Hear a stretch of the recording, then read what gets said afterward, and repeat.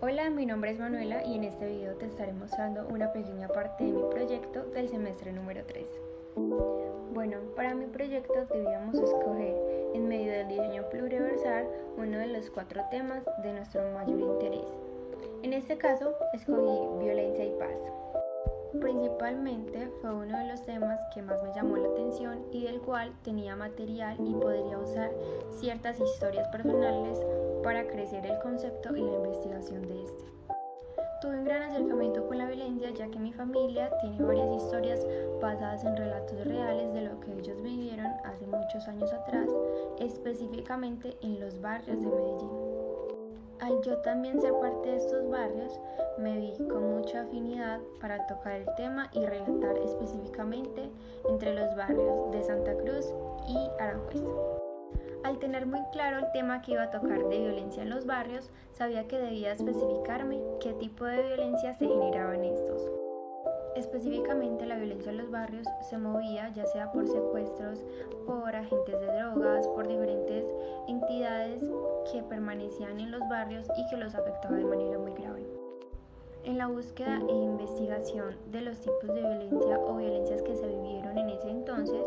decidí enfocarme en los jóvenes que fueron partes de pandillas que hicieron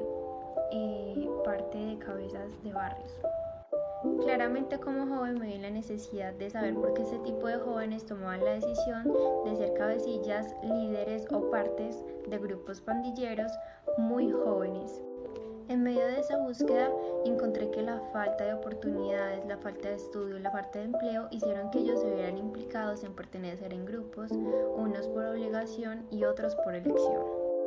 Para nadie es un secreto que Colombia ha luchado mucho para integrar a la sociedad, a los colombianos,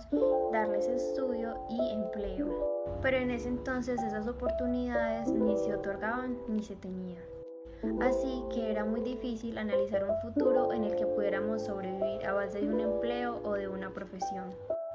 Al ver la situación es claro que los jóvenes no tenían ninguna motivación ni ninguna forma de salir adelante más que haciendo robos o generando grupos armados, guerras contra barrios, secuestros, etc. Así que era muy claro que las familias no tenían cómo subsistir o no tenían ingresos de dinero sólidos, así que muchas veces tenían que pasar días de hambre y en la calle. Los jóvenes, al hacer parte de este tipo de grupos pandilleros,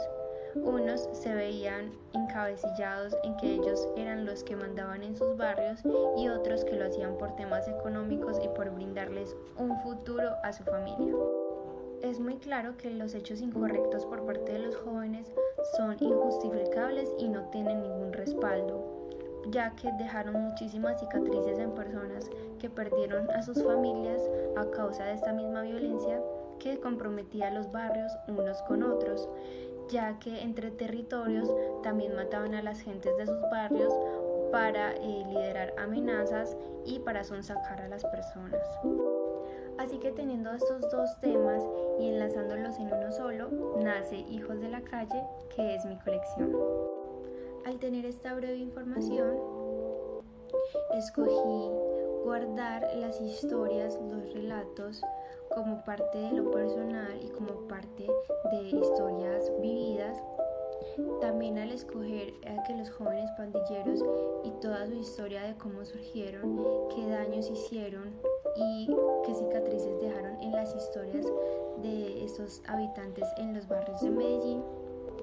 encasillé que en mis diseños quería estructurar de forma respetuosa y empática las historias relatadas, pero también las marcas que éstas les dejaron. Así que quise unir los elementos de los barrios, que son las casas, las historias, los jóvenes y las cicatrices, encasillando en mis diseños la estructura de ladrillos, pero también la rigidez del momento, que significa como la violencia, y también utilizando telas fluidas, que significaron la versatilidad de salir de ese tipo de violencia, de hacer un cambio en nuestras vidas, de otorgarnos oportunidades, empleos, de salir adelante y darle como esa fluidez y esa paz que al final de cuentas todos necesitamos y era súper requerido para